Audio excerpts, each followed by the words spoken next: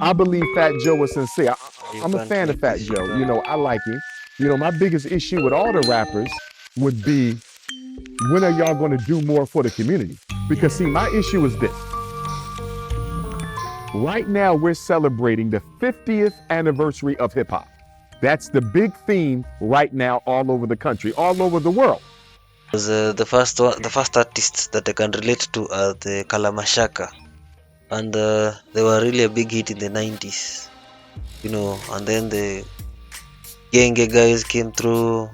Today's Genge Ton and whatever. So yeah, it's true.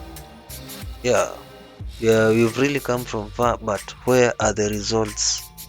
To those who we call veterans, even here in East Africa, where are the results?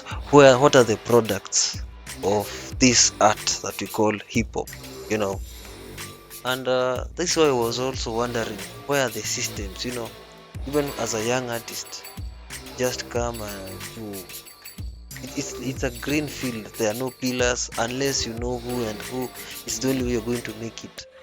And to put food on the table using this art is really, really hard, because if we are celebrating 50 years and there are no systems in place, there's something wrong. There's really something wrong. You can name one or two people who have been successful, but what about the rest of the people who are left out? 50th anniversary of hip hop. We only got 60 days left in 2023. Do you mean to tell me we're going to let this year-long celebration go by and nobody's going to have a serious conversation? Wait, a year-long celebration? So it's not a one-day celebration, it's an year-long celebration.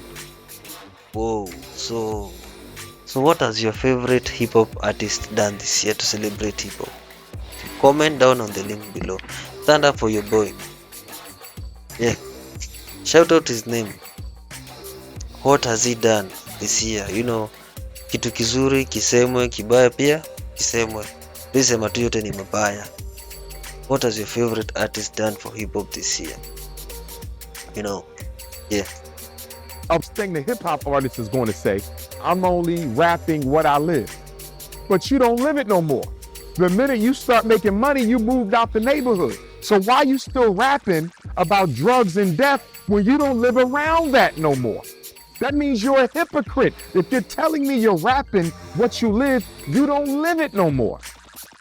And if you're so dedicated to telling the ghetto tale, why did you move out the neighborhood? Why do you send your kids to private schools?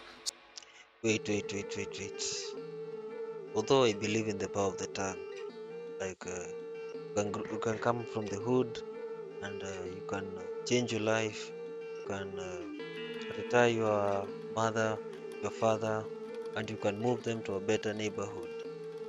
So you live in a white neighborhood, you send your kids to white private schools, you moved out the black ghetto the minute you had enough money to do so, but yet you're telling me the reason you're still rapping about death, drugs, jail, and homicide is because that's the life you live. You don't live it no more. So for me, I'm looking at hip hop and I'm saying to myself, it is the most influential music genre in the world. True.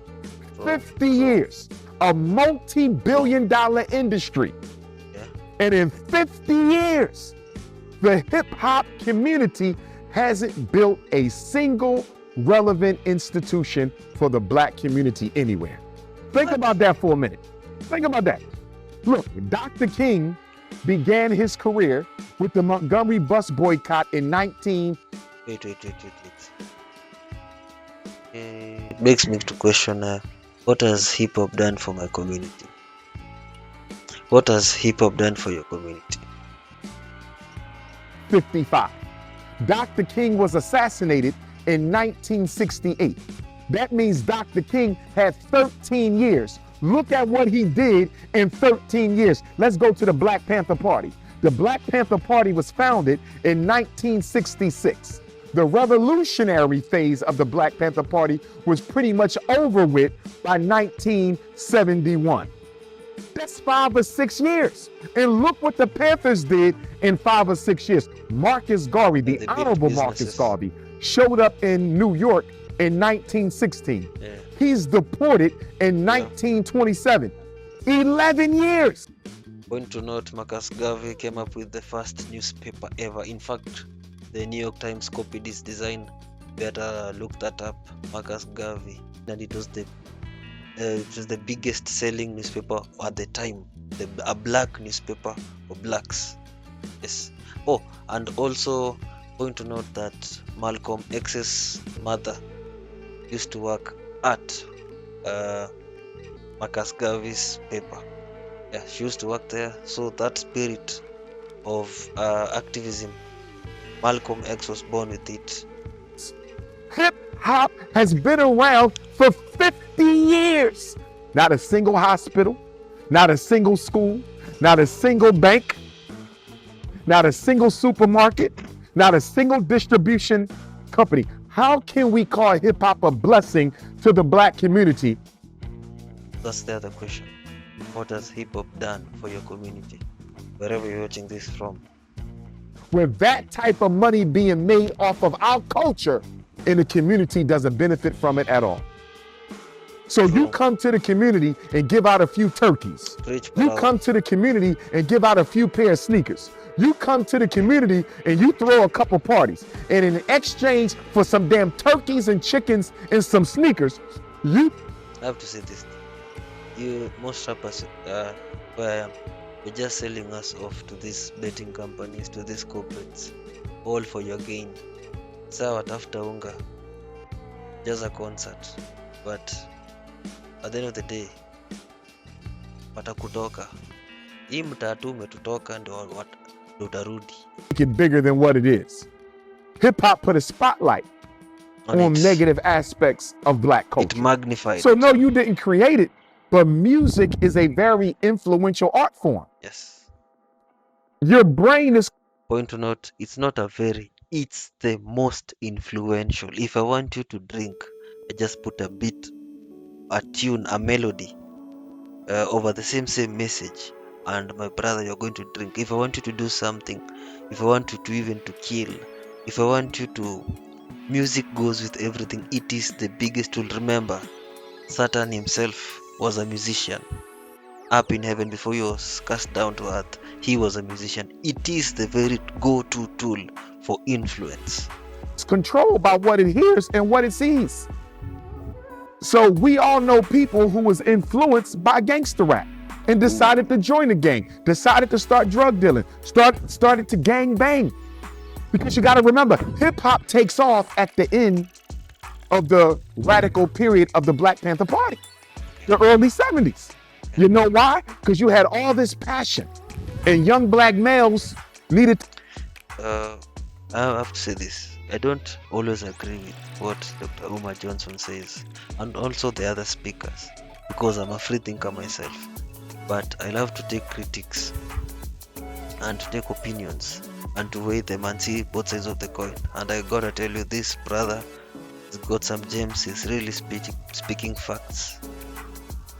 Hip hop really came, even in Kenya, where it really came along the end of these other processes, of these other systems. See, so it was a strategy by the main guys to be able to control this new and upcoming generation. You see, of blacks. You see, the new coming generation, because you cannot enslave the next generation using the old tools. You have to change the tools. For example, the Bible. To take this passion and put it into something. Huey P. Newton just got out of jail. Bobby Seale just got out of jail. Black Liberation Army, some of them are going to jail. So you got all these young black men, but our leaders are being killed. Our activists are being killed. Our revolutionaries are being locked up. Yeah. But you got this passion. We ain't got the guts to go to the streets. We don't want to get involved in the liberation fight, but we want to do something. So let's create some revolutionary black music. And that was part of the motivation for hip hop. The problem was that after a couple years, the white power structure saw how they could use and exploit hip hop to destroy the image of the black male And that's when they introduced gangster rap into hip hop. And gangster rap has been dominating hip hop ever since the mid 80s. True. This is why we always ask ourselves, why don't they make them like they used to? The old school music, it's always nostalgic. Every time it plays on the radio, you play them on your car, sometimes on YouTube. My friend, it's always nostalgic. Those songs were so awesome that today's music is just trash. It's crap. It's because of of the of the plan behind it, of the agenda behind it. Somebody used it for his own gains, but before them it came from the heart. Good music came from the heart, and that's why we loved it. That's why it moved us. And ain't nobody saying nothing about it, and ain't nobody doing anything about it as well. Hip hop was supposed to be musical, revolutionary music, and it was for a period of time. I agree. When you had your Public Enemy, your Most Def, when you had your Most conscious Def, rapper, your Def Jam. KRS-One, your Boogie Down Productions, your KRS-One. Poor Righteous Teachers, your X-Clan, your Queen Latifah. You had it. But once that gangster rap came, and the brothers in the city saw that I could sell 1 million records with no radio play. Yes, when you sell your soul to the dollar.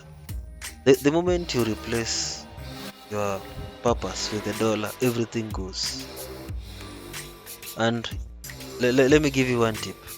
If you want to know someone is soulless, look at the eyes.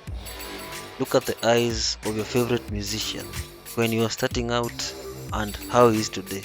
Look at the eyes. And talk about sex, drugs, and this and that, they ran right to it. And so the rapper and the athlete became the role model in the 80s, because that's right around the time that professional black men started benefiting from affirmative action and civil rights set-asides and white college scholarships. And what did they do when they came home from college? They moved to the white suburb. So black professional men abandoned black boys, so they automatically turned to the athletes and the gangster rappers.